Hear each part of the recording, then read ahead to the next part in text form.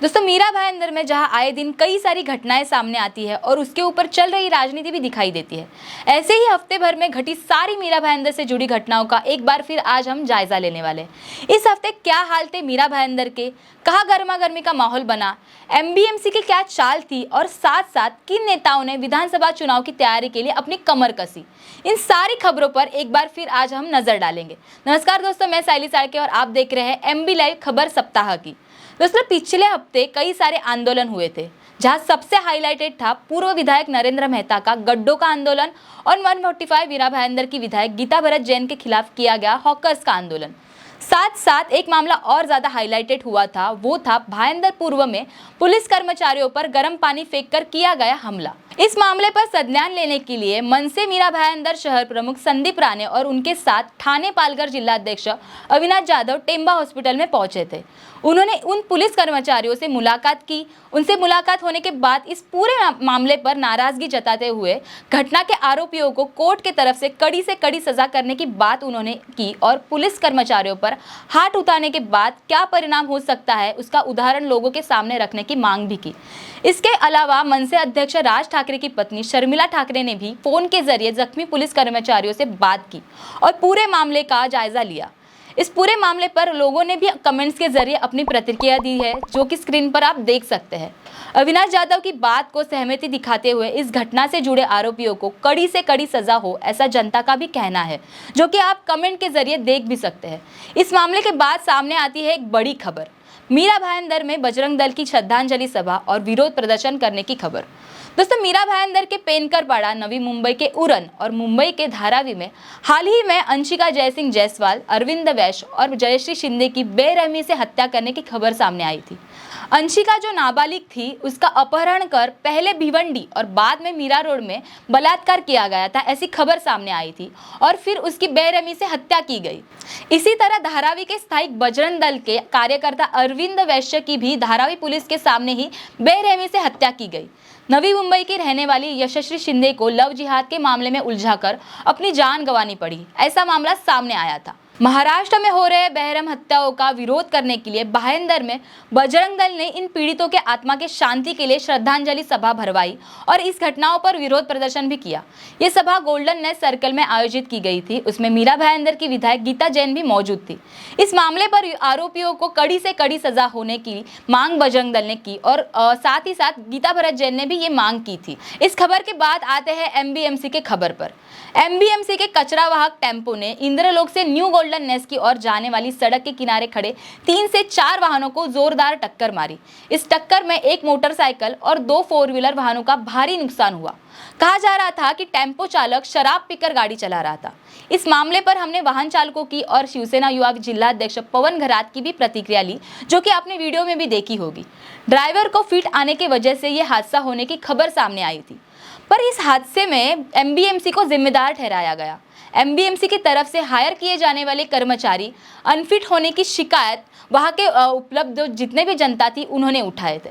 इस खबर के बाद एमबीएमसी के एक नई संकल्पना सामने आई, जिसमें एमबीएमसी के आयुक्त संजय काटकर ने सीएसआर माध्यम से मीरा भाईंदर की विकास का मुद्दा रखा।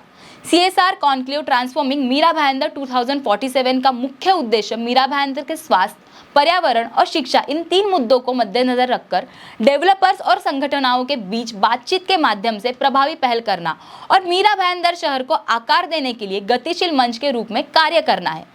इस पूरे मामले पर एमबीएमसी के आयुक्त संजय काटकर ने प्रेस कॉन्फ्रेंस रखी थी और प्रेस कॉन्फ्रेंस के जरिए ये कहा था कि सीआरएस की संकल्पना किस प्रकार से काम करेगी, उसके माध्यम से किस प्रकार से फंड आएंगे और मीरा भाईंदर का किस प्रकार से विकास होगा। 7 अगस्त को लता मंगेशकर हॉल में CSR conclave transforming Mira Bhayandar 2047 का आयोजन किया गया था। दोस्तों एमबीएमसी के इस विकासात्मक संकल्पना के बाद खबर आती है एमबीएमसी में हुए करोड़ों के घोटाले की। कचरा उठाने वाले ट्रक चालक द्वारा लोगों के 2 व्हीलर और 4 व्हीलर वाहनों को टक्कर मारकर नुकसान करने का मामला अभी ताजा ही था। वही एमबीएमसी द्वारा प्राइवेट कंपनियों को दिए जाने वाले दैनिक सफाई के ठेके को लेकर एक नई खबर सामने आई। एमबीएमसी पर दैनिक सफाई ठेके में करोड़ों रुपए के घोटाले और ठेकेदारों को अनियमित भुगतान करने का एक आरोप लगाया गया था और अब इन आरोपों को एंटी करप्शन ब्यूरो ने भी सही साबित किया है। एमबीएमसी ने नियमों को ठुकराकर एक प्राइवेट कंपनी को दैनिक सफाई का ठेका दिया है, ऐसा भी एंटी करप्शन ब्यूरो ने कहा था। दोस्तों, जुलाई की 2023 में ग्लोबल वेस्ट मैनेजमेंट और कोणार्क नाम की 2 प्राइवेट कंपनियों को एमबीएमसी द्वारा मीरा भाईंदर में प्रतिदिन निकलने वाले कचरे को जमा किए गए कचरे को वाहनों के माध्यम से उत्तम डंपिंग ग्राउंड में लेके जाने का और नालों की सफाई का ठेका दिया गया है। करीब 900 करोड़ रुपए का ये काम एमबीएमसी ने 5 साल की अवधि के लिए इन कंपनियों को दिया था। इस कार्य के लिए टेंडर प्रक्रिया संचालित करते हुए ग्लोबल वेस्ट मैनेजमेंट कंपनी ने शुरुआत में 2 विभागों की टेंडर प्रक्रिया में भाग लिया, लेकिन कंपनी फिर एक बार सेक्शन में हट गई। इसके बाद कंपनी को दी गई राशि जब्त कर कंपनी के खिलाफ कार्रवाई की जानी चाहिए थी, लेकिन इसके बाद भी उन्हें एक विभाग का काम दिया गया या फिर काम सौंपा गया। साथ ही प्रति कर्मचारी और वाहन किराए के लिए अधिक राशि दी गई, ऐसा आरोप एमबीएमसी पर लगाया जा रहा है।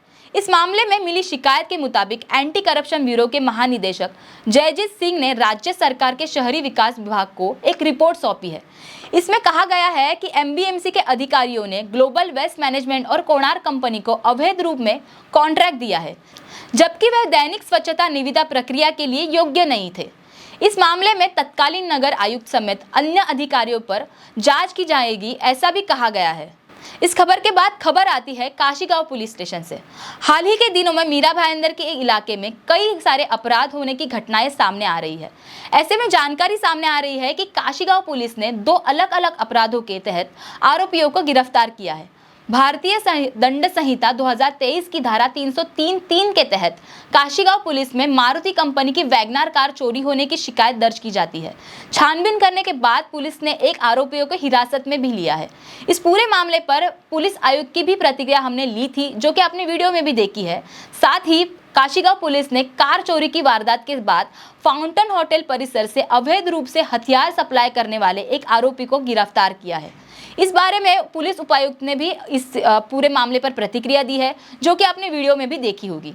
इस घटना के बाद मीरा भाईंदर के साथ साथ पूरे देश को अभिमानित करने की खबर सामने आती है।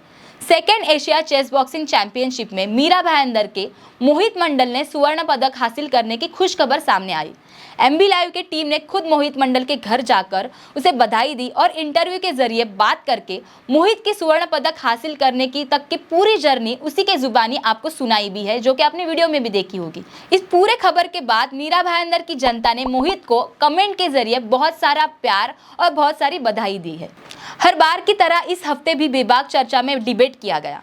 चर्चा का विषय था आने वाला विधानसभा चुनाव और 145 और 146 विधानसभा चुनाव क्षेत्र में क्या माहौल होने वाला है और कौन से उम्मीदवार खड़े होने वाले हैं। इस चर्चा में शिवसेना यूबीटी पक्ष से ब्रिजेश तिवारी, मनसे से कविता वाइंगनकर, शिवसेना से 146 विधानसभा प्रमुख सचिन मांजरेकर, बीजेपी से शैलेश महामूलकर और मेहुल नेहरू जो राजनीतिक विश्लेषक के तौर पर मौजूद थे। चर्चा में विषय था आने वाला विधानसभा चुनाव, पार्टियों के उम्मीदवार और चल रही तैयारी। पर माहौल इतना गर्मा गर्मी का हो गया कि उसमें कई सारे आरोप प्रत्यारोप लगाए गए, कई सारे विकास ना होने की वजह गिनवाई गई। लेकिन पूरी चर्चा में हर कोई 145 विधानसभा चुनाव क्षेत्र पे ही बात कर रहा था। 146 पर प्रताप सरनाईक के सिवाय कोई भी नाम सामने साफ तौर पर नजर नहीं आया।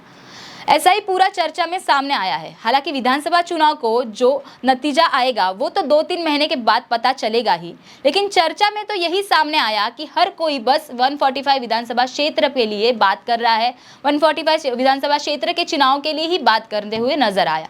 146 विधानसभा क्षेत्र में चुनाव लड़ने की बात किसी ने भी नहीं की। दोस्तों, इस खबर के बाद खबर आती है एमबीएमसी द्वारा ठेकेदार पर ही भाईंदर पुलिस स्टेशन में गुना दाखिल करने की मांग की। दोस्तों, एमबीएमसी के अंतर्गत आने वाले सारे सार्वजनिक शौचालय को नियमित रूप से स्वच्छ और साफ रखने का और उसकी मरम्मत करने का काम शाइन मेंटेनेंस कंपनी को दिया गया था। उसी के चलते कर्मचारी भी अपना काम नियमित तौर पर कर रहे थे। और खबर ये सामने आई है कि इस कंपनी ने कर्मचारियों को कैश स्वरूप में वेतन देकर एमबीएमसी में झूठे कागजात देकर बैंक द्वारा पैसे कर्मचारियों के अकाउंट में जमा करने की बात कर एमबीएमसी से ही पैसे ठगे हैं। इस घटना की जानकारी मिलते ही एमबीएमसी द्वारा स्वच्छता विभाग के अधिकारी अरविंद चाळके को इस कंपनी पर कार्यवाही करने की कंप्लेंट दर्ज करने की मांग एमबीएमसी द्वारा की जाती है। इस मांग को मद्देनजर रखते हुए अरविंद चाळके इस कंपनी पर कंप्लेंट भाईंदर पुलिस स्टेशन में दर्ज करवाते हैं। पर चौंकाने वाली बात यह है दोस्तों कि इस पूरी घटना को लगभग 6 महीने के ऊपर का समय बीत चुका है, इसके बावजूद भी गुना दाखिल नहीं हो गया। पुलिस से पता चलता है कि अभी तक ठोस सबूत एमबीएमसी के तरफ से ना मिलने की वजह से गुना साबित नहीं हो पा रहा है, लेकिन कंपनी पर पहले से ही एक गुना दाखिल होने की खबर सामने आई है। ऐसे में सवाल ये पैदा हो रहे थे दोस्तों कि क्या भाईंदर पुलिस स्टेशन पे या भाईंदर पुलिस स्टेशन के पास एमबीएमसी की समस्या हल करने का टाइम नहीं है? क्या भाईंदर पुलिस स्टेशन एमबीएमसी को न्याय देने के लिए सक्षम नहीं है? ऐसे कई सारे सवाल इस खबर के बाद एमबीएमसी पर या मीरा भाईंदर पुलिस स्टेशन पर पैदा हुए थे। इस मामले के बाद खबर आती है मीरा भाईंदर के गड्ढों की।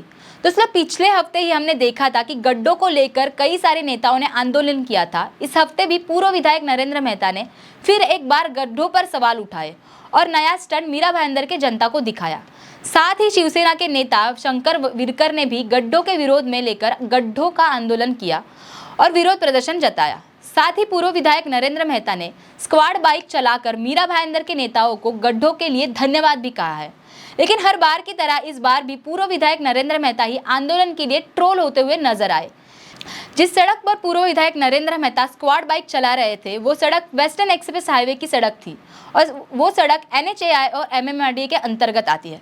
तो सवाल ये उठा दोस्तों कि क्या पूर्व विधायक नरेंद्र मेहता अपने ही सरकार के ऊपर आंदोलन या विरोध प्रदर्शन कर रहे हैं? क्योंकि NHAI की सड़क नितिन गडकरी के अंदर आती है और MMRDA की मुख्य एकनाथ शिंदे है, जो फिलहाल महायुति से के सरकार में है और महाराष्ट्र के मुख्यमंत्री है। तो क्या पूर्व विधायक नरेंद्र मेहता अपनी सरकार को ही सवालों के घेरे में घेर रहे हैं और उसके खिलाफ आंदोलन कर रहे हैं, विरोध कर रहे हैं? ऐसे कई सारे सवाल इस हफ्ते पैदा हुए। इस घटना के बाद उत्तन डंपिंग ग्राउंड का एक बड़ा मामला सामने आता है। उत्तन में बसा डंपिंग ग्राउंड और उससे हो रही परेशानी इसके पहले भी जो है एमबी लाइव ने आपको दिखाई है और उसके ऊपर आवाज भी उठाया था। इस मुद्दे को नजर में रखते हुए 145 मीरा भाईंदर की विधायक गीता जैन ने किसानों को हो रहे नुकसान की भरपाई और सुरक्षा रक्षक दीवार बनाने की बात उठाई। उसी के चलते डंपिंग ग्राउंड के यहाँ दीवार बनाई जाएगी, उससे लोगों की परेशानी साफ सीधे तौर पर हल हो जाएगी, ऐसा कहना मीरा भाईंदर की विधायक गीता भरत जैन का है। इस पूरे मामले के ऊपर एमबी लाइव को उन्होंने एक प्रतिक्रिया भी दी है, जो कि आपने वीडियो के जरिए देखी भी होगी। तो दोस्तों ये थी पूरे हफ्ते की खबर, कुछ अच्छी तो कुछ बुरी। इस हफ्ते कुछ अच्छे निर्णय जनता के हित और मीरा भाईंदर की विकास के लिए लेते हुए नजर आए, तो कई गड्ढों से होती हुई राजनीति नजर आई। ऐसे ही मुद्दों और नई खबरों के साथ अगले हफ्ते फिर मुलाकात होगी। तब तक के लिए देखते रहिए एमबी लाइव खबर सप्ताह की।